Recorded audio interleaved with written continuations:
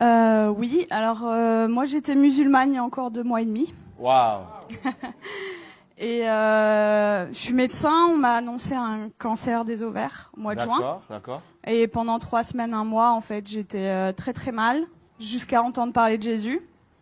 Quoi, j'en avais déjà entendu parler, mais là j'ai été vraiment touchée sur une vidéo comme ça un soir chez moi.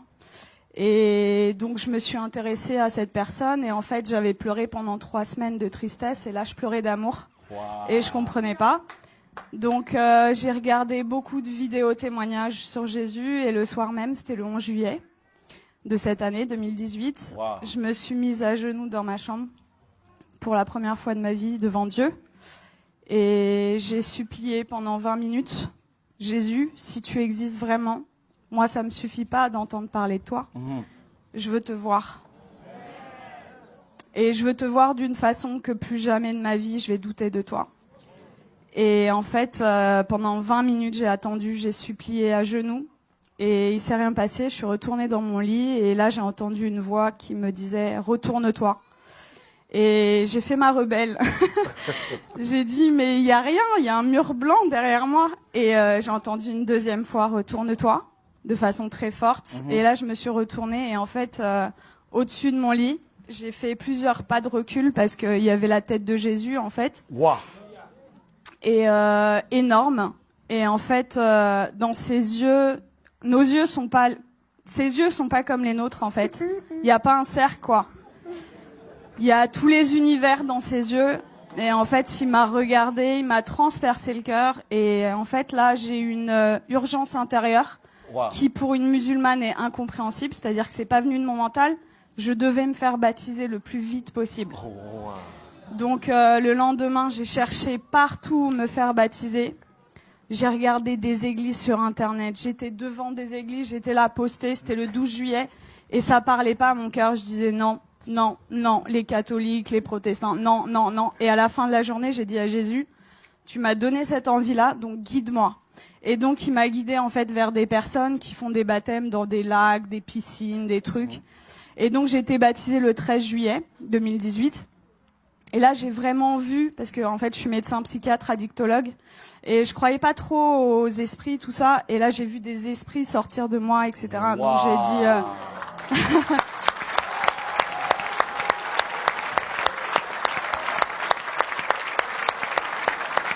Est-ce que ça vous dérange de venir un peu? Hein? Ça vous dérange de venir? De quoi? Est-ce que vous pouvez venir? C'est possible? Ah oui, je peux. Mais là, c'est...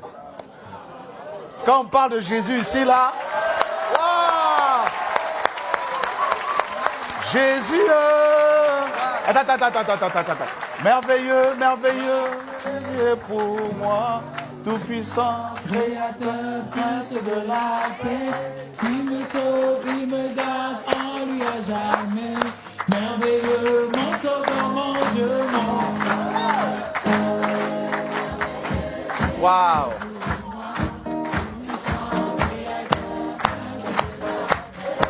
Il me sauve, il me garde en lui à jamais. Merveilleux, merveilleux, Jésus est pour moi, puissant, créateur, prince de la paix. Il me sauve, il me garde en lui à jamais. Merveilleux, Merveilleux, Jésus est pour moi, tout-puissant, créateur, prince de la paix. il me sauve, il me garde en lui à jamais. Merveilleux, mon sauveur, mon Dieu, mon roi. Merveilleux, merveilleux, Jésus est pour moi, tout-puissant, créateur, prince de la paix. Il me sauve, il me garde en lui à jamais. Merveilleux, mon sauveur, mon Dieu, mon roi.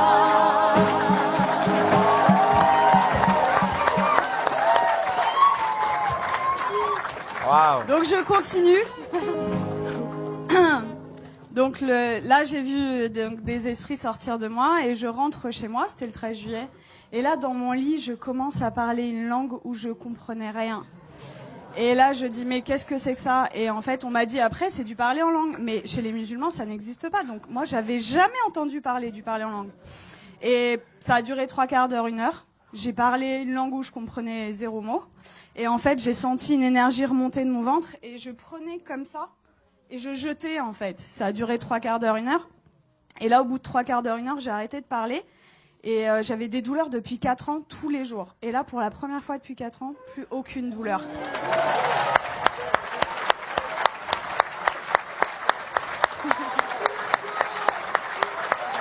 Wow.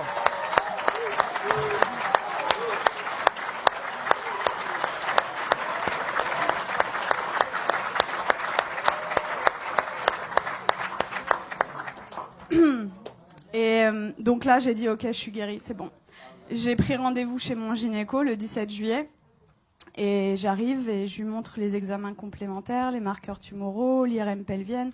Et il me dit, bon, écoutez, alors c'est une maladie très sévère. On va opérer, on va faire un traitement, etc. Et là, je le regarde avec le sourire et je lui dis, vous savez pas ce que je vais vous dire? Je suis guérie. Et là... Et là, il me dit, comment ça, je comprends pas. Il m'a écouté quand même parce que je suis médecin, j'ai un cabinet juste à côté de chez lui, quoi. Donc il savait que c'était pas n'importe, voilà.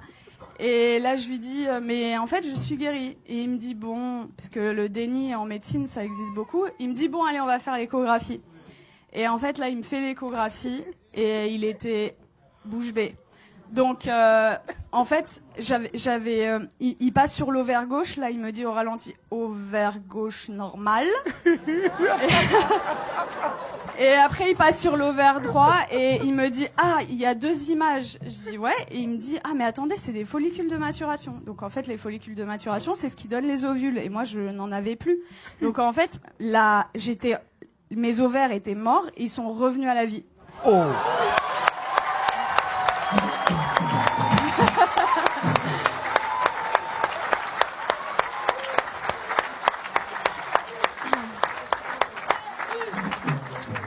Et là, il retire la sonde et il me dit, vous vous rhabillez, vous allez m'expliquer ce qui s'est passé. Et du coup, je lui raconte en gros que j'ai rencontré Jésus 6 jours avant, qu'il m'a guéri et tout. Et il me dit, bon, écoutez-moi bien. Moi, je crois en Dieu, donc je pense que c'est possible. Je suis juive, donc je pense que c'est possible. Mais vous êtes médecin, attention, gardez ça pour vous. Et là, je lui ai dit, j'ai rigolé. Je lui ai dit, c'est impossible. Je lui ai dit, je veux que le monde entier...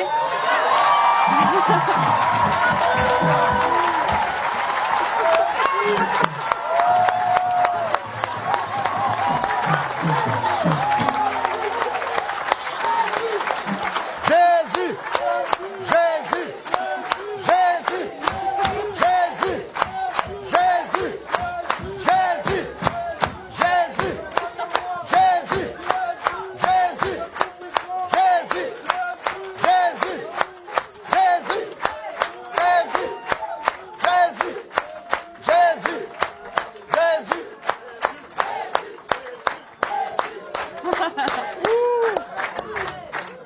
Je lui ai dit, je veux que le monde entier sache que Jésus est vivant. Et il m'a dit, bon, ok. Et il m'a fait mon compte rendu d'échographie, qui était normal. C'était un plaisir pur. Et il me le rend. Et là, il me dit, est-ce que je peux vous faire la bise au lieu de me serrer la main? Je dis, bien sûr. Et il me prend le visage et il me dit que Dieu vous garde. Et en fait, ce que je raconte partout autour de moi, c'est... Tout à l'heure, le frère disait que vous aviez vécu au Cameroun l'acte des apôtres. En fait, c'est ce que je vis tous les jours, quoi. Et c'est-à-dire que je travaillais que en cabinet. Le Seigneur m'a amené à travailler à l'hôpital, aux urgences. Et en fait, je vois des cas psychiatriques sévères. Et ma première garde après mon baptême, les infirmiers, le geste qu'ils ont fait le plus dans la nuit, c'était ça. Ils y croyaient pas, en fait. Il y avait que des miracles. Toute la nuit. Ils ont pas compris.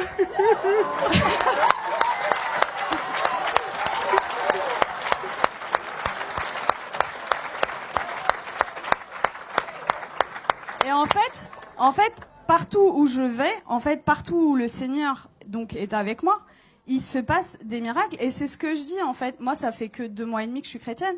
Et je vois les frères et sœurs, ils osent pas parler de Jésus. Ils ont limite honte de lui. Je dis, mais oh! Moi, je vais au salon de coiffure, il y a des coiffeuses qui sont guéries. Je vais à la boulangerie, à la boulangère.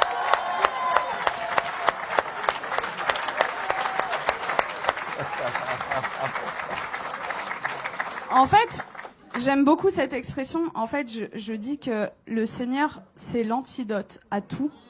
Et le monde entier a le poison. C'est-à-dire qu'ils connaissent pas Jésus. Moi, j'ai 33 ans. J'ai attendu 33 ans pour qu'on me parle de Jésus. Mais attendez, mais moi, j'aurais voulu que quelqu'un vienne me parler de Jésus.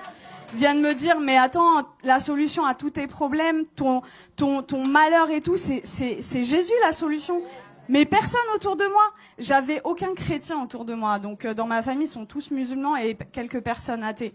Et en fait, ils comprennent pas du tout ce qui se passe. Mais juste, je voulais vous dire que je vis des miracles tous les jours. Tous les jours, c'est des prodiges de Dieu. Je vais vous raconter juste, il y a quelques jours, ce qui s'est passé, parce que je dois choisir et je peux pas tout vous raconter. Donc, il y a ma famille qui était en Algérie pendant tout l'été. Ils sont rentrés et il y a mon oncle, en fait, il a de l'arthrose sévère au genou. Et je suis arrivée, j'ai raconté ce qui s'était passé cet été, et ils m'ont dit, ouais, c'est bon, t'arrêtes de nous parler de Jésus. Déjà, ils ont été tolérants, ils ont accepté d'écouter. Et là, je vois, en fait, mon oncle, il boite, il a de l'arthrose. Et là, je lui dis, tonton, est-ce que je peux prier pour toi? Il me dit non. Et ma tante, elle lui dit, bah, pourquoi, qu'est-ce que t'as à perdre? On va voir si ce qu'elle dit est vrai. Je dis, ok. Et là, le Seigneur m'a donné le verset, vous savez, où il ressuscite une femme et il fait sortir tout le monde, en fait. Donc, en fait, j'ai pris mon oncle, je l'ai sorti du salon, et j'ai prié pour lui, et en fait, je lui dis, t'as mal à combien? Il me dit, à 7/10. Il boitait. Et donc, je prie le Seigneur, et le Seigneur le guérit. Il me dit, mais j'ai plus mal du tout. Et là, il commence à courir dans toute la maison.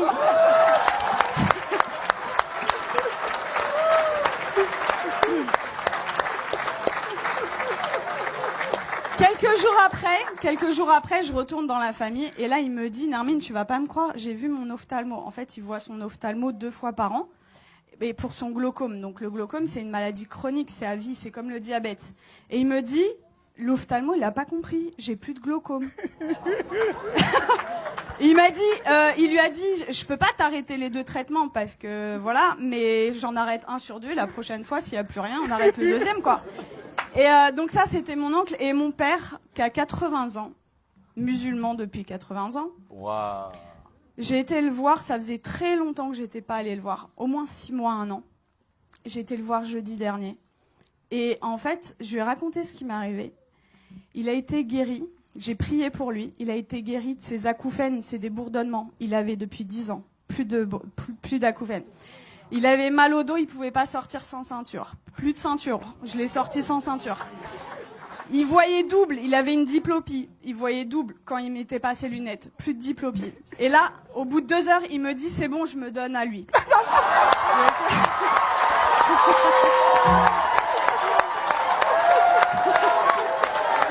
Jésus!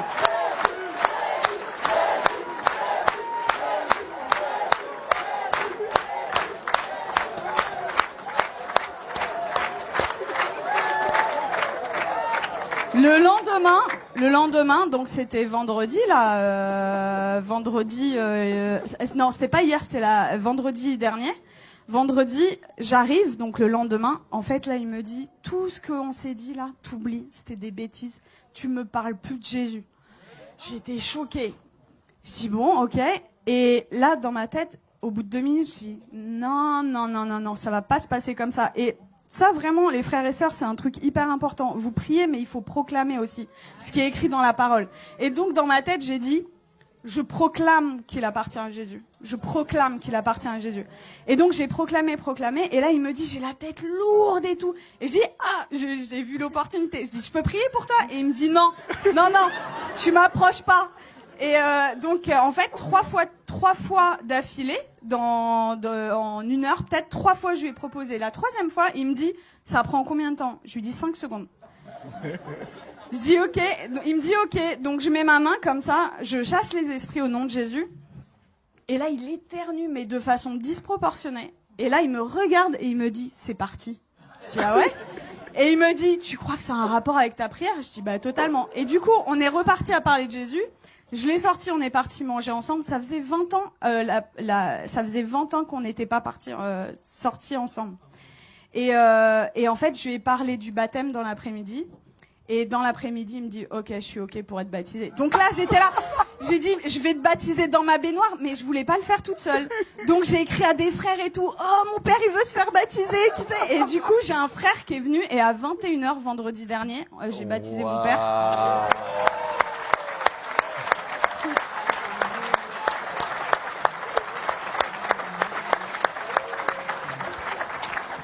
Et voilà, pour vraiment vous dire que rien n'est impossible. Il a 80 ans, il est musulman, jamais. Alors après ma conversion, le Seigneur m'avait donné une vision où je baptisais mon père. Je disais ok Seigneur, mais waouh. Et en fait, ça s'est passé quoi. Donc vraiment, ne perdez pas espoir avec vos familles. Tout est possible. Pour nous, c'est impossible, mais pour le Seigneur, c'est possible. Et voilà, vraiment, votre vie, ça devrait ressembler au lac des apôtres, quoi.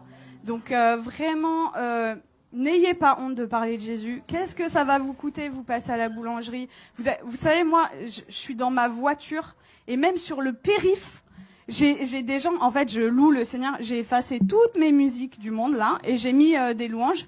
Et donc je chante et tout, et même sur le périph', il y a des gens, ils passent sur le périph', ils me font comme ça, et moi j'ouvre ma fenêtre et je leur dis Jésus est la réponse. Et voilà, et en fait, ça franchement, si moi, en tant que médecin et venant d'une famille de musulmans, je prends le risque, vous qui avez votre famille, etc., qui croyez, mais osez quoi, parler de Jésus tout le temps, parce que voilà, j'ai une image qui m'était venue, c'est limite non-assistance à personne en danger, en fait, de pas parler de Jésus. C'est l'antidote des antidotes à tout, et vraiment, quand vous découvrez un antidote et que quelqu'un en face de vous a le poison, ben vous gardez pas l'antidote pour vous, quoi, c'est égoïste. Donc il faut le partager. Wow. Voilà. Et tout à l'heure, je suis arrivée, j'ai parlé avec Laurent et ça m'a beaucoup touchée parce que quand j'étais petite, en fait, quand on me demandait quel métier tu veux faire, je disais Mère Teresa. Et dans une famille musulmane, vous imaginez, et ils m'ont dit non, ça va pas être possible. Non, tu vas changer, tu changes.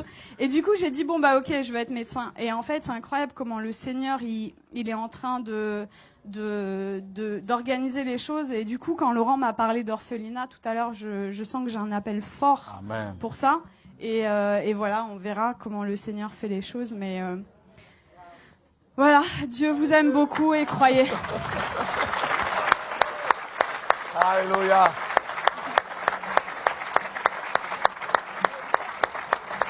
Waouh, gloire à Dieu.